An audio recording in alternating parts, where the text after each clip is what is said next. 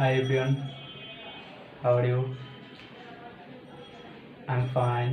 তো আজকে আবার নতুন একটা ক্লাস নিয়ে হাজির হলাম।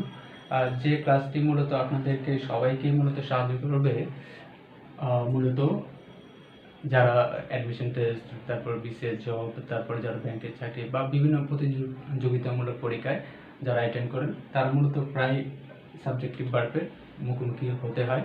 তো আমি চেষ্টা করবো আজকে ক্লিয়ারলি বা ভালোভাবে আপনাদের সাবজেক্টিভ ভার্ব সম্পর্কে ধারণা দেওয়ার জন্য। তো চলুন শুরু করা যাক আজকের ক্লাস। তো সাবজেক্টিভ ভার্ব মূলত কাকে বলে এগুলো অবশ্যই সংজ্ঞা প্রয়োজন পড়ে না, কিন্তু যখন আমরা বুঝতে যাব কোনো কিছু জানার আগ্রহ থেকে মূলত সংজ্ঞাগুলো আমি লিখি।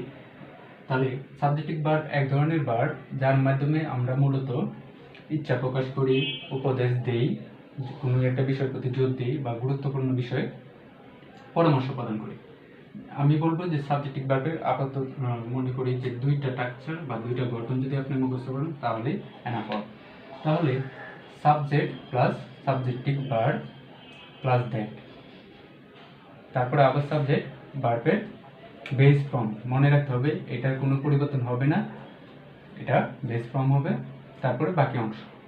আরেকটা যদি বলি subject plus subjective verb plus that, তারপর সাবজেক্ট, তারপর নট, নটের পরে অবশ্যই অবশ্যই do not, does not, did not, এগুলো কিচ্ছু আসবে না, সরাসরি ভার্ব চলে আসবে। এটাও ভার্বের বেস ফর্ম হবে, তারপর বাকি অংশ।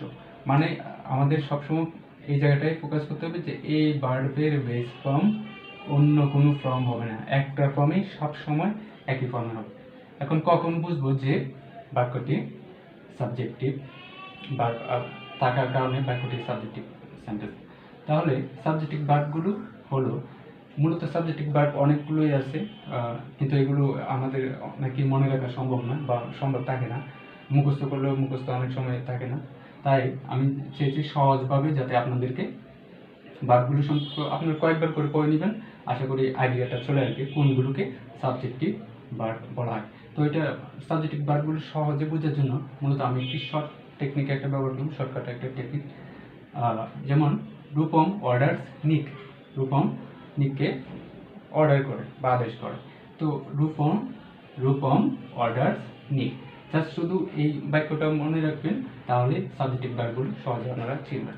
যেমন আর রূপমের request required, U urges urgent, P prefer propose proposal preference, তারপর A advise ask, M move mandatory, তারপর ও দিয়ে অর্ডার অব্লিগেটরি, ডি দিয়ে ডিমান্ড, ই দিয়ে এসেনশিয়াল, আর দিয়ে রিকমেন্ড এবং রিকমেন্ড, তারপরে অ্যাজ দিয়ে সাজেস্ট, স্টিপুলেট, স্টিপুলেট তো চুক্তি করা,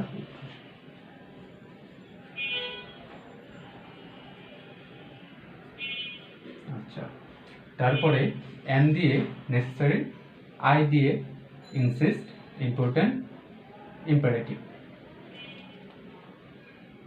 আর ইম্পারেটিভ, তারপরে সি দিয়ে কমান্ড। তো মূলত এই রূপম অর্ডার স্নেক এইটা মনে রাখবেন, আর এখানে যে ওয়ার্ডগুলো দেওয়া হয়েছে এগুলো জাস্ট মুখস্থ করে রাখবেন বা কয়েকবার দেখে রাখবেন, আপনাদের অটোমেটিকলি তখন মাথায় চলে আসবে বা মনে চলে আসবে। বিশেষ করে রূপম ওয়ার্ডার স্নেক এটা একটু ভালোভাবে শিখে তারপর এই ওয়ার্ডগুলো শিখে নেবেন। আর এই ওয়ার্ডগুলোকে মূলত বলা হয় সাবজেক্টিভ ভার্ব। তো এখন উদাহরণে চলে যাই, তাহলে আরো বুঝতে সহজ হবে। তো এক্সাম্পলে যাওয়ার আগে আমরা আবার স্ট্রাকচারটি একটু ভালোভাবে দেখি, যেহেতু আমি বললাম যে দুটি স্ট্রাকচার ফলো করলে আপনাদের এনাফ বা যথেষ্ট। ঠিক subject plus subjective verb plus that, আবার সাবজেক্ট ভার্বের বেস ফর্ম বাকি অংশ। তারপরে structure number 2 subject plus subjective verb plus that plus subject plus not plus ভার্বের 1 নম্বর করে অবজেক্ট। যদি নেগেটিভ হয় তাহলে নট বসাবো, কিন্তু ভার্বের 1 নম্বর করেই হবে। আর যদি অ্যাফার্মেটিভ হয় তাহলে শুধু ভার্বের 1 নাম্বার ওয়ার্ড বসাবো। যেমন example, the doctor suggested that he take medicine. তাহলে যদি কারো অসুস্থ হয় বা কেউ যদি অসুস্থ হয় তাকে বলা হয় কি তার উচিত ওষুধ খাওয়া বা ওষুধ নেওয়া। কিন্তু দ্য ডক্টর সাজেস্টেড দ্যাট, তাহলে অবশ্যই বাক্যের মধ্যে দ্যাট সাবজেক্টিভ ভার্বগুলোর পরে দ্যাট থাকতে হবে, নয়তো এটা সাবজেক্টিভ ভার্ব হবে না। তাহলে দ্য ডক্টর সাজেস্টেড দ্যাট, তাহলে দ্য ডক্টর সাবজেক্ট, তারপরে সাজেস্টেড হলো সাবজেক্টিভ ভার্ব, তারপরে দ্যাট, তারপরে আবার একটা সাবজেক্ট সি। তাহলে সি এর পরে আমি বললাম কি ভার্বের সব সময় ভার্বের 1 নাম্বার গড় হবে। এটার সাথে TAKES টেক্স হওয়ার কথা কিন্তু হবে না, কিংবা অন্য কোনো ফরম্যাটে এটাকে নেওয়া যাবে না। সহজ কথায় ভার্বের সব সময় এখানে ভার্ব সাবজেক্ট দেখে আপনার আন্দাজ করা যাবে না যে এখানে টেকের সাথে এস দিতে হবে বা ইয়াস যোগ করতে হবে।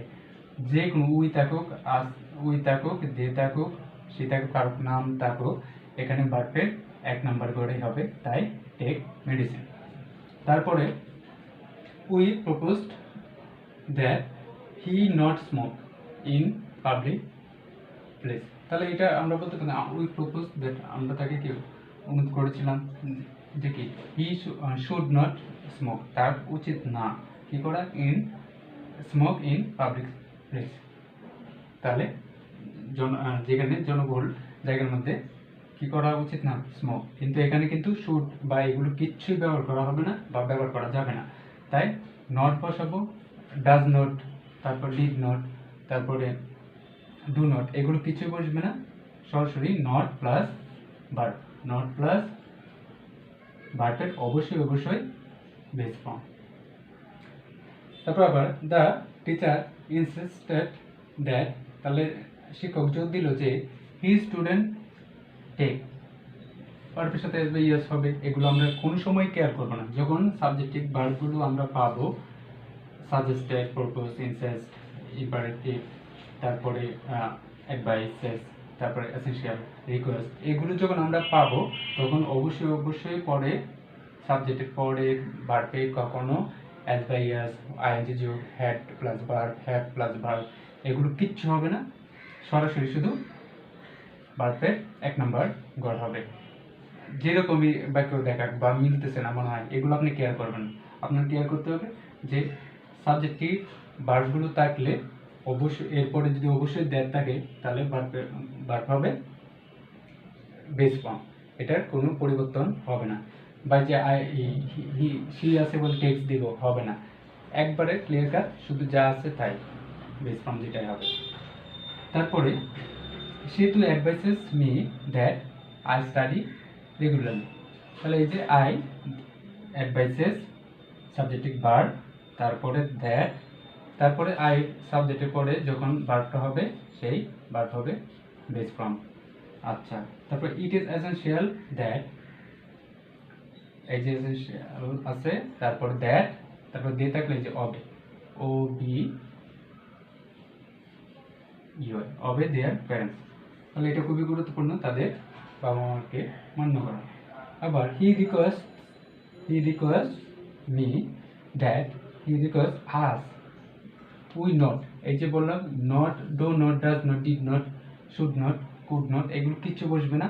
নট যদি বসে তাহলে নেগেটিভ যদি হয় বাক্যটা, নটের পরে অবশ্যই ভার্বের বেস ফর্ম হবে। সহজ কথায় এখানে বেস ফর্ম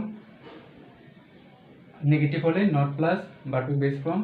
এখানে সাবজেক্ট কি ফেভার করলো এগুলো আমার দেখার বিষয় না, দেখতে হবে যে সাবজেক্টিভ ভার্বের পরে দ্যাট থাকলে পরে আমি নেগেটিভ হলে নট প্লাস ভার্বের বেস ফর্ম, আর অ্যাফার্মেটিভ হলে সরাসরি ভার্বের বেস ফর্ম বসিয়ে আমি সাবজেক্টিভ ভার্বগুলো কাজ শেষ করব। যেমন আবার বলছে ইট ইজ ইম্পারেটিভ দ্যাট, এটা আদেশ, এটা ইউ বি দেয়ার, মানে এটা বলা হয়েছে, আদেশ করা হয়েছে যে অনুজ্ঞাবাচক যে তোমাকে সেখানে থাকতে হবে। তাহলে দেখেন ইউ আর দেয়ার, আর কিন্তু হবে না, কারণ যদি বি ভার্ব থাকে তাহলে সরাসরি আপনার সরাসরি বি বসাতে হবে। বি ভার্ব থাকলে সরাসরি আমরা বি বসাবো। এখন যদি এই দুটা স্ট্রাকচার আর এই যে রূপম, অর্ডারস, নিক, ওই সাবজেক্টিভ ভার্বগুলো আপনি ক্লিয়ারলি চিনতে পারেন, এবং ওই ভার্বগুলোর পরে যদি আপনার দ্যাট থাকে তাহলে অবশ্যই ভার্বের বেস ফর্ম হবে, বেস ফর্ম হবে, বেস ফর্ম হবে। মানে ওটাকে আপনি কোনোভাবেই is going, is taking, are taking, have taking, has taking এগুলো লিখতে পারবেন না সরাসরি। আবার প্রেজেন্ট ইনডিফিনিট টেন্সে করলে সি থাকলে ভার্বের সাথে অ্যাজ বা ইয়াস এগুলো কিচ্ছু হবে না, যার শুধু টেক, টেকই হবে। সহজ কথা বলবো যে বেস ফর্ম হবে। আর যদি নেগেটিভ হয় অবশ্যই নট বসাবো, কিন্তু নটের সাথে does not, did not, have not, has not এগুলো কিছু হবে না, সরাসরি নটের পরে ভার্বের বেস ফর্ম। তো আশা করি আপনাদের সাবজেক্টিভ ভার্ব নিয়ে আর কোনো সমস্যা থাকার কথা নাই। তারপরে যদি কোনো সমস্যা থাকে আমাকে অবশ্যই আমার বোনের স্কুলে কমেন্ট করবেন, আমি চেষ্টা করব আপনাদেরকে আমার উত্তর দিতে। আর অবশ্যই আমার চ্যানেলটি সাবস্ক্রাইব করবেন যদি আমার ক্লাসগুলো ভালো লাগে।